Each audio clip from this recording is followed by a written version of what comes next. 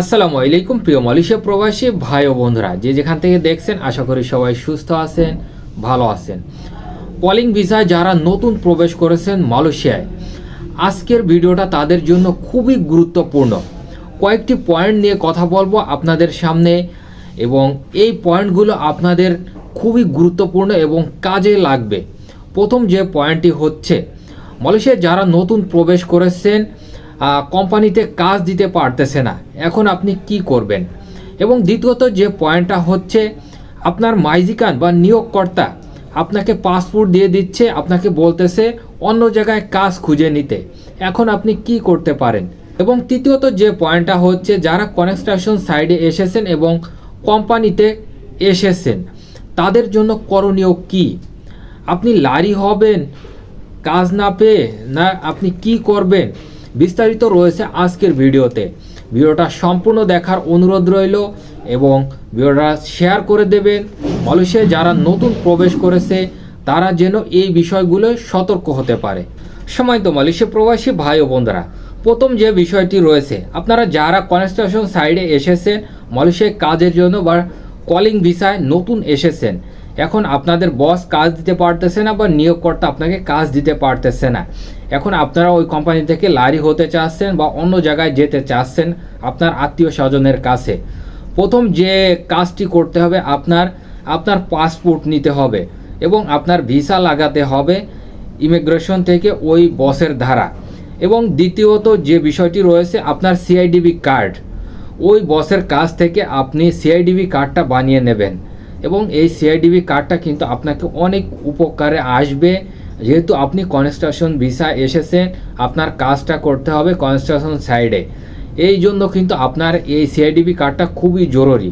এই তিনটি জিনিস আপনার ওই বসের কাছ থেকে নিয়ে আসতে হবে এবং ওই বসের সাথে আপনার কন্ট্যাক্ট করতে হবে। কন্ট্যাক্ট ছাড়া আপনি ওই বসকে ছেড়ে আসবেন না। এবং দ্বিতীয়ত যে বিষয়টি রয়েছে, অনেকেই কোম্পানিতে এসেছেন বা অনেকেই কলিং ভিসা এসে 2-3 মাস হয়ে গেছে, কাজ পাইতেছেন না, কোম্পানি থেকে চলে আসতে চাচ্ছেন। এখন আপনাদেরকে বলবো, যদি ওই কোম্পানি থেকে চলে আসতে চান, মালয়েশিয়ায় বর্তমানে খুবই কাজের সংকট চলছে।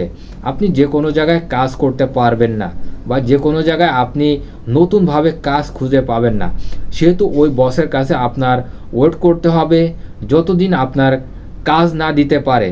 যেহেতু নতুন কলিংয়ে এসেছেন, আপনার ভিসাটা প্রসেস করবে ওই বস, মেডিকেল করাবে, তারপরে নয় আপনি চিন্তা করতে পারেন বা আপনি অন্য জায়গায় যেতে পারেন। যেহেতু মালয়েশিয়ায় খুবই কাজের সংকট, আপনি যদি অন্য জায়গায় যানও, আপনার ভিসাটা বা আপনার পাসপোর্টটা ওই বসের কাছে না রেখে আসাটাই খুবই ভালো, যেহেতু আপনি নতুন কলিং ভিসা এসেছেন। এবং যদি আপনাদের অনেকেরই এই একই অবস্থা হয়, একই সাথে মালয়েশিয়ায় প্রবেশ করেছেন, আপনারা মালয়েশিয়ায় ইমিগ্রেশনে বা বালাই পুলিশে আপনারা কমপ্লেন করতে পারেন ওই মাইজিকানের নামে বা ওই বসের নামে।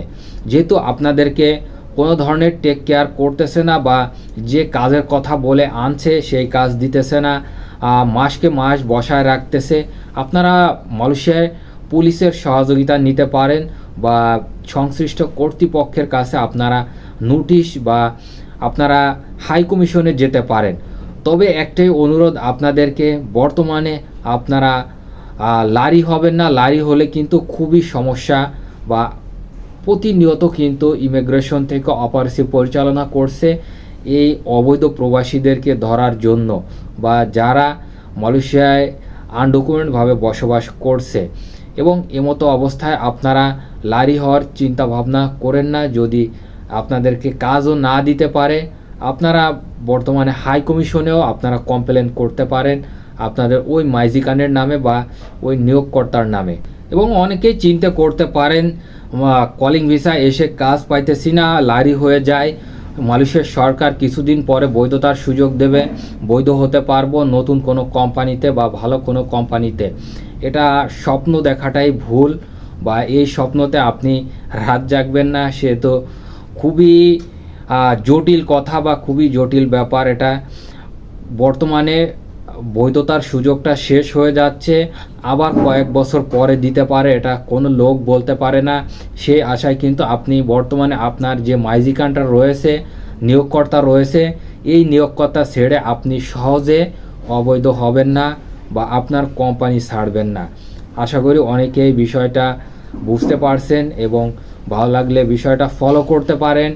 এবং আপনাকে যদি কাজ না দিতে পারে আপনার বস, আপনি হাই কমিশনের কাছে কমপ্লেন করতে পারেন বা মালয়েশিয়ার যে বালাই পুলিশ আছে এই বালাই পুলিশেও আপনি কমপ্লেন করতে পারেন।